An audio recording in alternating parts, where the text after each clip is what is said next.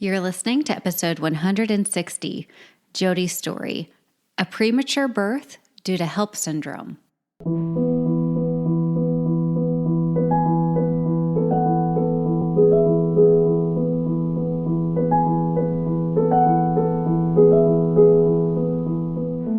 Hello, my friends. Welcome to Child Life on Call. This podcast is a safe place for parents to share their stories about what it's like to have a child that has a medical experience, diagnosis, disease, and/or everything in between. We know there's power in sharing stories, and that power multiplies when you can listen to other parents who have walked a similar path to yours. Giving and getting advice is great, but hearing how another parent navigates the complexities and nuances of healthcare is even better. As a child life specialist, my role is to support, validate, and provide emotionally safe spaces for kids and their families, and I am so honored to be on this journey with you. In addition to parent stories, we sprinkle in some expert episodes every now and again that have content for both parents and professionals in the field of healthcare, all with the mission to empower parents to be confident advocates and partners with the care team during healthcare experiences. We're so glad you're here. So it's a good day for a podcast because Serene is here with me. She has been here one other time and hopefully will be here more times just to help me co-host and just be another sounding board as we talk to other parents who are sharing their story. So if you're meeting Serene for the first time, lucky you. Now you get to know her. Do you want to introduce yourself and tell us a little bit about you? Yes, I would love to. I'm Serene Noorali. I am a mom of two, and my younger daughter has some medical needs. But based on both of my kids, I have a startup called Sleuth, which is has a vision to be a better WebMD and to replace Dr. Google. And whether your child has something that's going on or you don't, we all need better information to understand our children. And I'm super happy to be here, also because I am a huge fan of child life specialists, as I tell Katie, literally 24/7, because they made me get through my daughter's hospital stay. And I love Serene for many reasons. That's the biggest one, though, is that she's a fan of child life. No, just kidding. But last time you came on, you were talking about, like, you also get child life. Like, you get that it's more than blowing bubbles and handing out activities. And you get that You talked once about, like, the child life specialist who told you how an anesthesiologist is around families, and that for you, that was like that light bulb of like, oh, now I can talk to him in this way. And I just really appreciate that. What's so funny, I saw a scene in a show the other day, and the mother was the patient in a hospital, and they were trying to tell her two sons what was going on with her. And we were watching the show, and my husband's like, they should have a child life specialist with those kids. And I was like, you're so right. Like, oh yeah, of course. And it's so funny because it's like, once you know about it as like a resource and people who just really help you through the hospital system, you're like, every time I see a child, I'm like, no, but there's this great person you can ask for. Yes, for sure. I was thinking about that. I was watching From Scratch on Netflix. Holy tearjerker. Like, if you were like, you have to prepare yourself for that one. But there was the same thing. There was, I think it was a social worker who came to talk to the family about how to tell the child that death was about to happen. And I was like, man, they need child life there. But the interesting thing about today's podcast guest is Serene and I were preparing, and she's like, wait, I know her. So how do you know Jodi? How did you guys get connected? Oh my God. I feel like when you put a radar out there for other medical needs moms or special needs moms, like, you get this like abundance of amazing humans. And we're both based in New York. I think she reached out to me after I put something on LinkedIn, and then we realized we have a common friend. And I saw her at the co-working space where I'm like building Sleuth. Isn't that so funny? Yes. Yeah. That's and like, they both told me about it. They were like, this is just, it happens all the time. Also, like, her daughter's name is the name of my closest friend. Like, how weird is that? And I'm at her house. Like, there's just, these weird connections happen everywhere once you kind of open that radar, I think. Yes. Oh, well, thank you guys for being here today. And thanks, Serene, for helping me host this episode.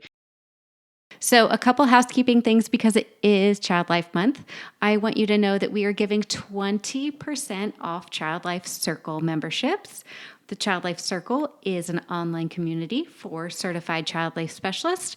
Come on and get affordable PDUs. You can get 2 PDUs per month for just a very short price underneath $20. So if you are a certified child life specialist who has been interested in joining the community, when you sign up, use code MARCH for 20% off. And parents, we have free resources for you too. So if you go to childlifeoncall.com/parents, you will see our grandparents guide. You will see our parent starter kit, which teaches you how to talk to your kids about taking medicine and getting shots and all the things that go along with healthcare experiences.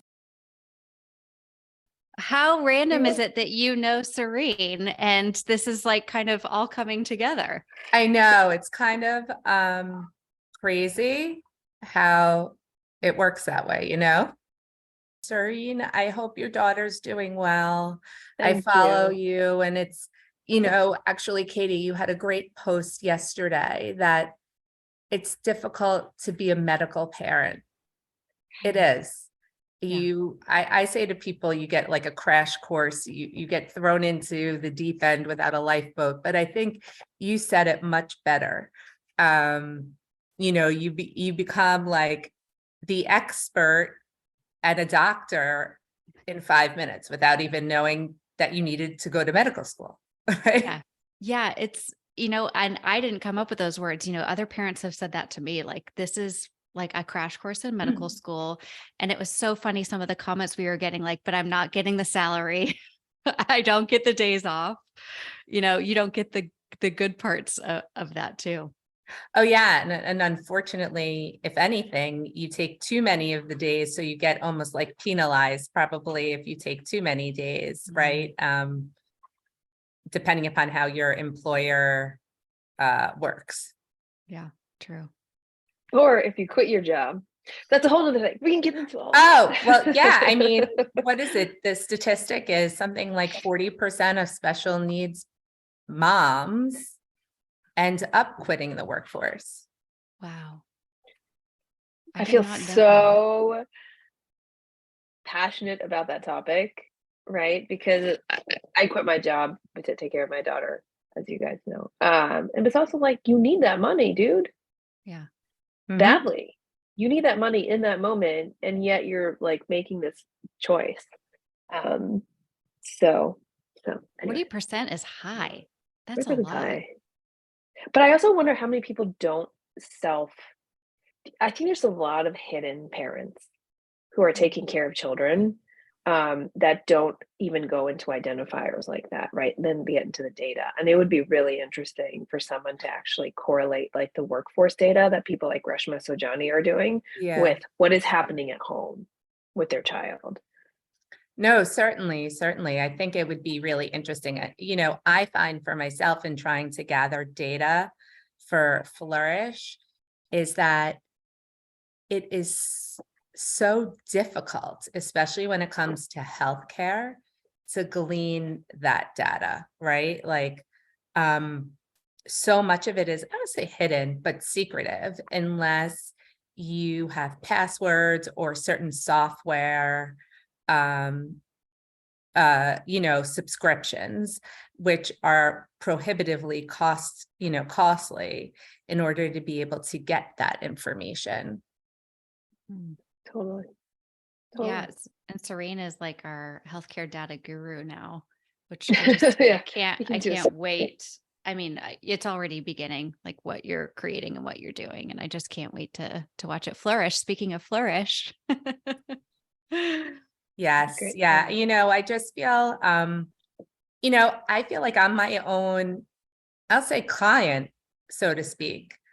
And Fllrish can grow and evolve and flourish as my journey grows and flourishes. I mean, right now I'm dealing with, my daughter just turned 4, but I have to think ahead for 1.5 years from now when she's going to be going to kindergarten, instead of just enjoying the moment of where she is and doing so well. Now I have to make those appointments for her now for September to apply for the following September, when in fact you're always preparing, right? Yes. And when in fact she can be a totally different person by then. Yeah. Mm. Can you take us back? Can you start from like the story and Yeah, why I mean, Fllrish and your sure. daughter and your family? Sure. I say this to people. I had a very easy 28 weeks of pregnancy, and then I had a very difficult 4 days, to the point that I ended up being sick, deadly sick, unbeknownst to myself. My husband was in Europe. He was traveling his last business trip. And again, we weren't expecting her to come so early, so he took that trip, right? Yeah. Yeah. And fortunately for me, my mom was in town. She came in from Florida to do some baby stuff, look at furniture, look at possible cute outfits, things like that, just to set up a nursery. Though in Judaism, we don't set up anything until the baby is born. Little did my mom nor I know that instead of looking for baby stuff, that I would be admitted to the hospital for 10 days, and that my daughter would be born and stay there for 77 days. Wow.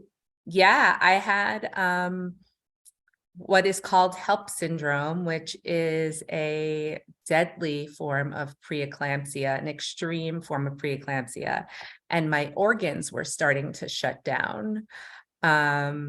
I had, in 4 days, I gained 22 pounds of water weight. So prior to that, the Thursday before Jenna was born, I had gained 6.5 pounds total in my pregnancy. And then the day she was born, I had weighed 22 pounds more. And my blood pressure was something like 190 over 150. And my OB calmly and collectively said to me, okay. He's like, we're going to go to the hospital. My sonogram machine isn't working so well. Let's go to the hospital. Let's check it out on their sonogram machine. And I'm thinking we might not leave until the baby is born. And I looked at him very puzzled. And I was like, Dr. Romoff, but the baby's not due for another 3 months. And he said, I can't quite look and figure something out. So let's just go. I'm going to get your mom in here. I'm going to tell her to take you to the hospital, and I'll meet you there. And he was so calm. Wow. I mean, that's a good thing that he was calm, because he obviously knew something was Yes, going on. completely. I mean, that's what you would want in a provider, right? Yeah, you don't hear that very often. That's amazing. Yeah. And he looked at my mom and he said, so Linda, and spoke very slow and methodically. Linda, we are going to go to the hospital. You're going to go to the labor and delivery floor, and you're going to tell them everything that I just said, that I need to look at their sonogram machine and that I will be there momentarily. So we picked up and went. I walked into the hospital at 1:00, and Jenna was born at 3:16. Wow. And Wow. I met her 2.5 days later. And there are a few things that I remember just anecdotally. One neonatologist whom I came to love said to me, well, what was your birth plan, Jodi? And I said, my birth plan? I'm taking a hospital tour, in 2 weeks once my husband gets back from Europe. And my mom literally put her hand on my shoulder and said, not this. Right? Yeah. Because what difference did it make at that point what the No. birth plan was? Yeah. And then I do remember my OB seeing him in the OR, and he's like, okay, Jodi, he's like, we are just going to give you, some medication. You're going to put you to sleep. We're going to get your baby girl out and everything's going to be great. Okay. And I said, okay. Yeah. And that was so so you went into the doctor's appointment because you had why did you go that day? Was it like a normal? Okay, so I went because I had a series of things aside from the gaining weight. That was a Wednesday. So on Monday night, I kind of stopped eating. My stomach felt really hard. And I felt like I couldn't breathe. And I noticed I was gaining weight, but I thought to myself, well, I'm in the 28th week. I hadn't gained weight beforehand, so it's probably just catching up with me. And then on Tuesday, my urine started to turn orange. And I thought maybe it was because I had stopped really drinking and eating again, because I just wasn't feeling well. I felt like I couldn't intake any food, any liquid. And that's when my mother came to town, and she told me I looked horrible. She used other words, but horrible was basically it. And we were supposed to go see To Kill a Mockingbird. And my mom was like, we are not going. And I said, but we have second row seats. And my mom was like, I don't care. We are not going. Yeah. And I really wasn't feeling well. And I said to my mom, if I'm still not feeling well by tomorrow morning, I'm going to call Dr. Romoff. Wednesday morning, I started to see double. And that is one of the last signs of like organs shutting down and things like that. So I called my OB's office, and he was either teaching or doing rounds. So they asked if I could come in at 12:30, and I did. I went in, and literally within like minutes, he was just like, okay, like took a look at me, took my blood pressure. And he also saw that my placenta was starting to separate from the wall in the uterus. So, but he didn't tell me that. You know, your experience is not just thrust into like medical parenthood and having a baby in the NICU. It's thrust into, I almost lost my life. And I'm wondering, you said there was 2.5 days until you met your daughter, and that was probably more because you were having to recover than you weren't allowed to go see her. Is that right? That is correct. I was on magnesium drip that was helping me with my blood pressure. And I was hallucinating from the medication. I didn't recognize my husband's son, my stepson, and I saw clumps of hair floating in the sky like clouds. I couldn't figure out what was going on. And I was so sick. I couldn't even pump milk at that point either, because the magnesium, they didn't want to give to Jenna. So she had donor milk. And when I finally did see her, I wish I could remember more. I think because I was so sick and so scared, the compounding of all of those feelings and emotions, I don't remember much. I remember my husband asking me if she looked like a Jenna, because that's what we had planned on. Her name was Jenna Faith. Now, Faith has come to mean so much more than what it originally was for. But he asked me if she looked like that. And I'm like, of course she does. I'm like, she's beautiful. And then I just remember crying. And I think it was crying for a whole host of reasons, right? Like thrilled to be able to see her, crying because she was so little, hooked up to tubes and machines, and crying because I didn't even know still what was going on. I was the person that when I stayed in the labor and delivery room until I was in the room that was closest to the NICU. And I was that person when I was walking very slowly to the other room that every other person on the floor knew. I was like patient number one, or whatever you want to call it. I was that case. And I remember looking at my husband and saying, how come everybody's looking at me as if they know me? And staring, and he was just like, oh, because you're so pretty. I'm like, yeah, right. I have so many memories. I worked in a wonderful NICU here in Austin, and those moms, especially on magnesium, that so badly want to get to the NICU and then have these really complex feelings of like, why doesn't this feel like I thought I should feel when I saw my baby? And I actually don't even want to be here. I want to be in my bed asleep. And then the guilt comes, right? Like, I don't even want to see my baby, and just the complexities of that meeting. And a lot of times I would tell parents, like, your job right now is to rest and recover, and we've got your back here, and when you are ready, we're going to get you here however we can, but you got to take care of you. But it feels so wrong to parents to feel that way. I remember feeling that way exactly, to the point that I said to my OB, and he came to visit on a Saturday morning. And I was like, why are you even here? It's a Saturday. And he goes, I came to see my number one fan, not you, meaning my daughter. Mm. And I said to him, Dr. Romoff, I think I have a problem.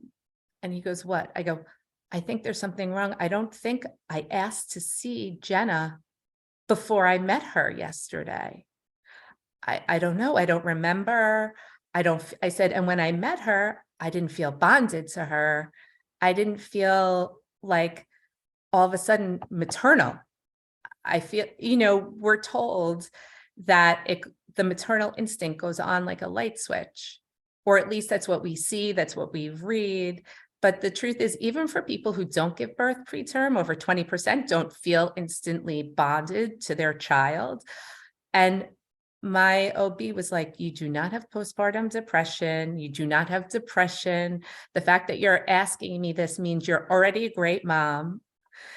It's because you have been through trauma, and you have to process that trauma before you can show up and be there for your child. And in between then and now, you go and visit her, but also the doctors and the nurses who, Katie, I applaud you. You're a different breed of people, angels and true godsends, have your back and are going to take care of her because you can't at this moment. And that's very hard to process as a mom, though I wasn't feeling like a mom, to have someone tell me that it was not in my best interest to be there with her, but to heal myself. I think there's like all these stories that we face with when it comes to beginning of life, beginning of motherhood, even end of life. I've witnessed a couple of end of life situations, and we think, oh, it looks poetic. And I feel like it's often not poetic. And I wonder where that narrative could open up a little bit. Like, you are more than enough as a mother when your child enters this world, even if it might not be the most poetic, calm situation. And I mean, I remember with my first daughter, you look at movies and you're like, oh, immediately you're supposed to identify as a mother. Like, I felt like her older sister for several months. I was like, oh, I'm just like taking care of this beautiful child, but like, I don't yet feel like a mom. I just wonder what we could do, what we would need to see to know that there's so many different ways to do this. I think the thing is that that's not like the glorified version of motherhood that is generally portrayed. That's what I feel. I feel like, you look on Instagram, you look on Facebook, you look on any articles, and they have the most perfect baby pictures. And I don't have that. I mean, my daughter was rushed to the NICU. I don't have those first footprints or anything like that. And I think that's reality. But generally speaking, when you are reading about something, I think people tend to paint a rose-colored picture of everything being picture perfect, no pun intended, when the norm actually is, even if you have the easiest labor and delivery, it's not necessarily the most amazing experience for women. Yeah. It's transformative, absolutely, but that doesn't mean that it's equally amazing across the board. I like that word, transformative, right? Like, it transforms everybody in the room when you're in those situations. But you're right, it's clunky, it's awkward. People say the wrong things don't go right. This is beeping over. Like, it's not, I'm sure there have been amazing and beautiful births and amazing and beautiful deaths, but the majority are this really, really transcendent, transformative experience. And that's probably the words. And to your question, Serene, like, how do we open up this narrative? I think it's people like you, Serene, and you, Jodi, coming on to say this and normalizing that, which is really important. I love your doctor. What's his name? Dr. what? Roma? Dr. Romoff. When he told you you have to process your own trauma before you can really show up for your child. Gosh, I love that. I'm like feeling that way now about just my life in general. We have to process these things to show up as ourselves. How did you begin to do that while healing and having a baby in the NICU? I think for me, I did that in terms of, first of all, he allowed me that, right? He gave me permission to feel whatever I was feeling and not to question it. I think that is really important for all moms, not just moms that go through trauma. Hormonally, right? There's so many ups and downs after having given birth. So I think that was the first thing. I'll say secondly, my husband was amazing. I think all too often, myself included, I don't give him enough credit. And I don't necessarily think that husbands in general get enough credit, because as women, we speak out and we say what's bothering us, but husbands generally don't. He was my rock. He's always been my rock. And he was like, I've got this. I'm going to help with her in the NICU. You focus on you. And he was also a drill sergeant with me, getting me up to walk and pump and all the things that needed to be done. He was amazing. So he helped me. And then also, I'm fortunate enough to have a great family and also a therapist whom at the time came to visit me in the hospital as a friend, and just to help me try and process what was going on. Still to this day, I have not Googled everything that could have gone wrong with me having had HELLP syndrome. That's something I choose to do because it's kind of like self-protected. Because I had Googled one of the, particular conditions that my daughter was born with, and it had sent me into a tailspin. And my husband made me promise him not to Google again. And to this day, I still haven't when it comes to anything related to her medically speaking. He'll Google and he'll give me the definitions and things like that he thinks would be beneficial for me. And then I take it from there. But I think having that great support system, and I've been in therapy for years, and I know that working on yourself is a life's work. But if I could somehow process this, and then I didn't have to process it fully, just a little bit, so that I could allow myself to go into the NICU and hold her skin to skin. And once I did that, that's when my maternal feelings came to be. I was so afraid to hold her or to do skin to skin. And again, my husband and the nurses and the doctors in the NICU were like, you've got to do this. This is so wonderful. This is medically necessary for your child. Also medically necessary for me in terms of blood pressure, but I kind of didn't care about me. I was more about her, and I still am.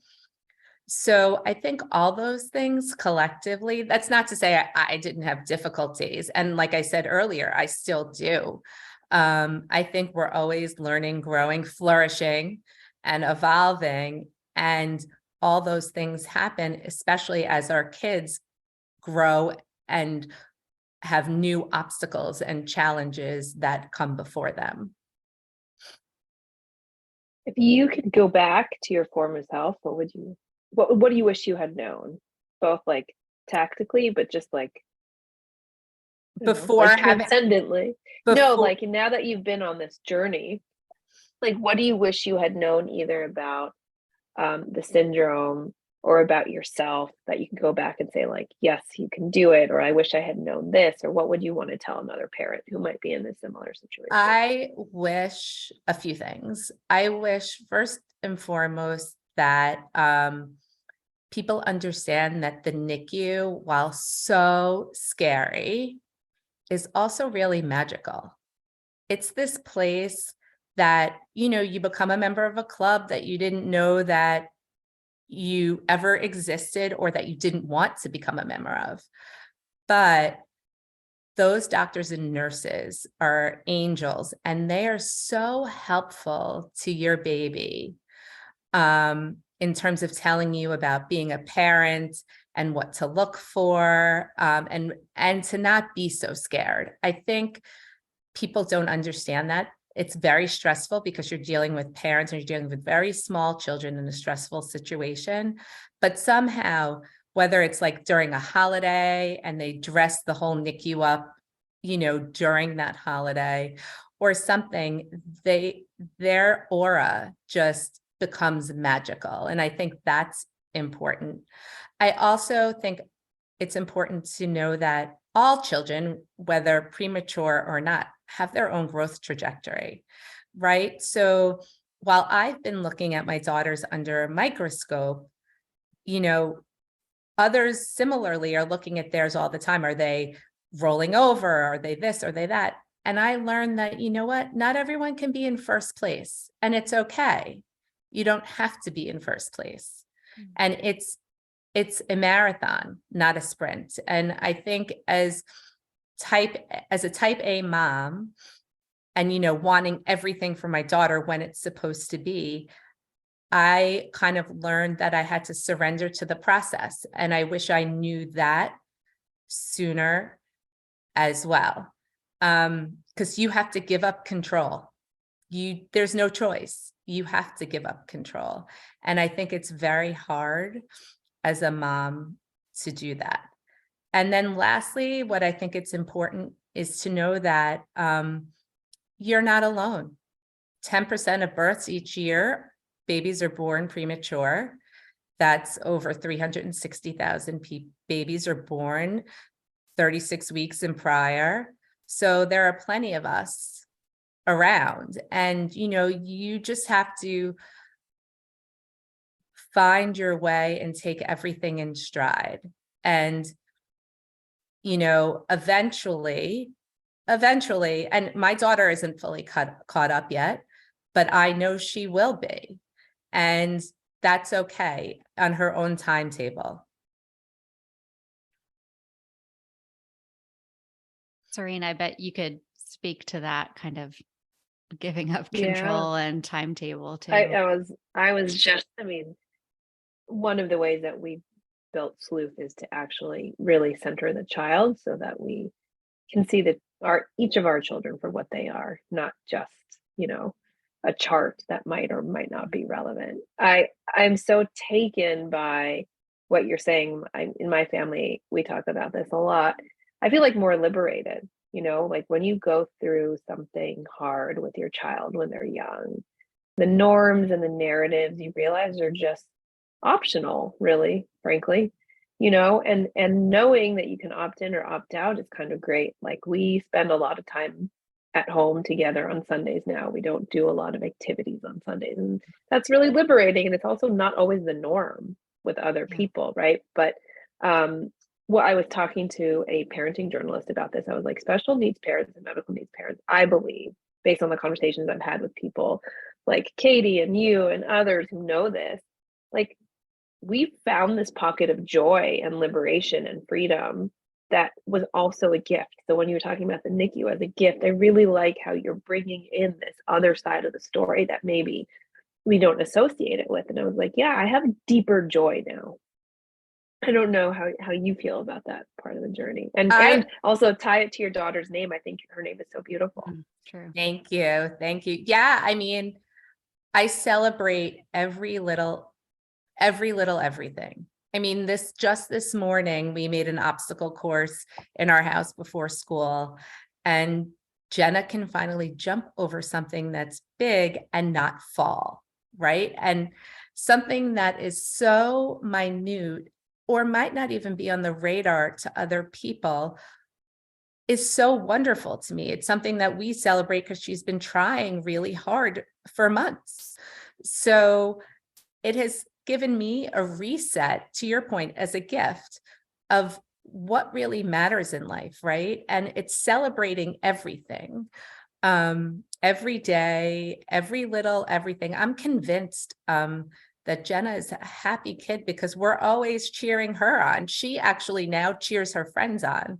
It's kind of cute where she's like, "Go, Olivia, go." She cheers her friends on.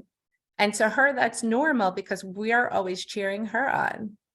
And that is a gift. So great. Certainly, I don't know that I would have appreciated that or appreciated human growth and development and what it takes for babies to and little kids to do things and to learn had this not had happened.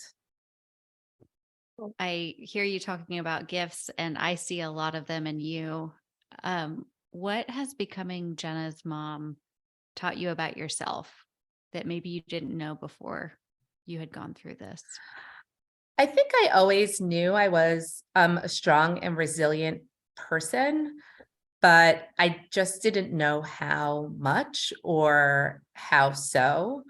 And, putting your one foot in front of the other every day to walk into the NICU and check whatever I was feeling at the door and to emanate positivity and loving, warm, amazing feelings was something that I didn't know that I could do. I was, like I said, I was having a hard time. I was feeling broken and confused and alone, despite having had my husband's support. I didn't have any friends who had been through this, so that made it very difficult.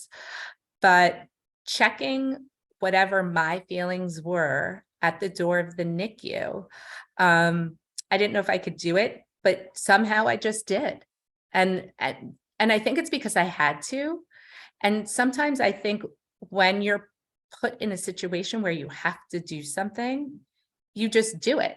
And then it became kind of almost like rote, right? So that every day I would go back and feel the same. And it helped me deal with my feelings as well, because when I sat with her on my chest, I felt like I got to bond with her in ways that most parents don't. And I consider it a bonus that my husband got to sit with her on his chest for 4 to 5 hours a day as well. And most dads don't get to do that either, right? So I have always been a glass half full person, but I was really put to the test at that time, and I still am at times.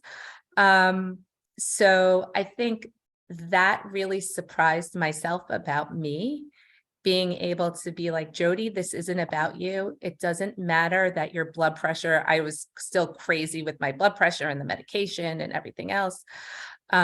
It's not even about that. It's really just about your daughter.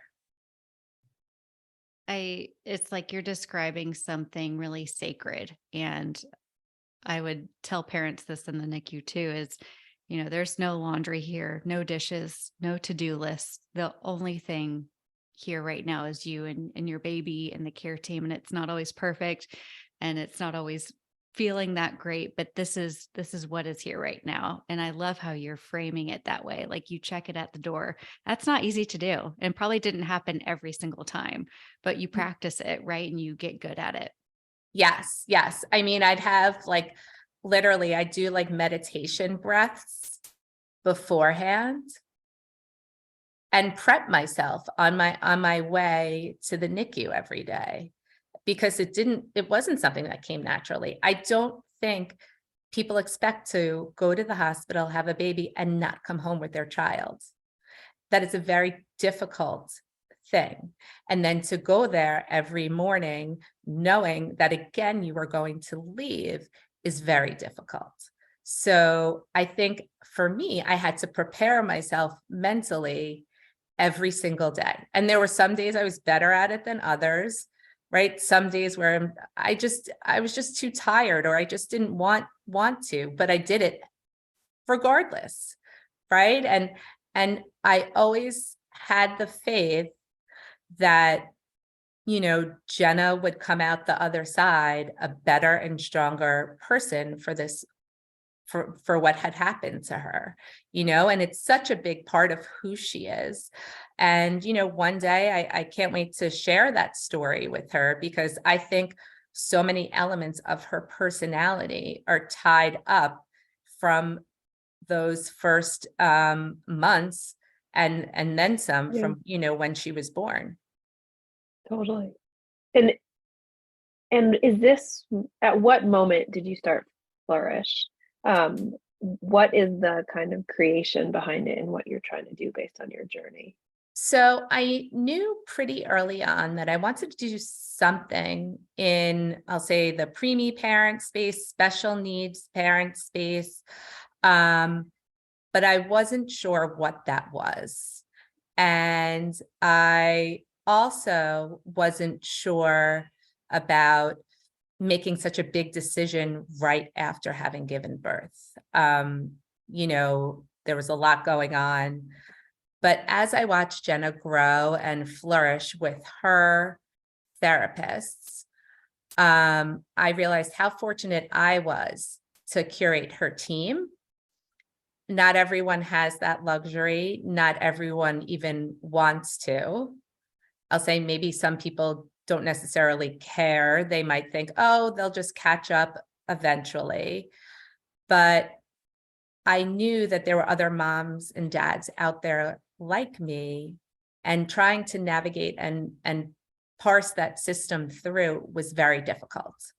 So I wanted to take what I had learned and what I felt was missing from my journey and create something so that other parents going through a similar journey won't feel so isolated or alone, or not know where to go, where to turn to get support, to even educate themselves onto how to best put their child in a situation to best succeed. To your point, Serene, before, right? You kind of get to opt in and opt out of things. And even when it comes to education, right? It's just a different way of learning for children. That doesn't make it any worse or any better. I think destigmatizing that is really important to me. And I've noticed that as Jenna's journey has gone on. And that's something I look to have Fllrish touch on more as well, is to destigmatize just different types of learning. I love that. I think it's so important to consider inclusivity as like everyone comes with different needs. And there's so many people who understand that. And the more people like you that help normalize the fact that like everyone has their unique needs and everyone's journey is worthy and so beautiful and so exciting, I think we'll get there. So I think both Katie and I are so excited about what you're building.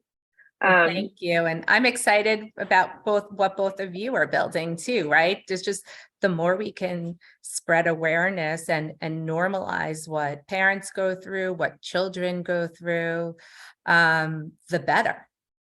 Yeah, I totally agree. How can people get in touch with you and follow what you're doing? So people can get in touch with me. They can follow Fllrish online, www.fllrish.com. They can follow me on Instagram at Fllrish. They can follow me on LinkedIn at Fllrish. Same with Facebook and TikTok, believe it or not. I love it. And also email hello@fllrish.com. I also just want to point out that, there are a bunch of resources on Fllrish. I have composed 15 stories, instances. There are 3 to 5 minute stories about what happened to myself or my husband in the NICU. And I picture parents listening to it while they're cradling their kids, doing skin to skin.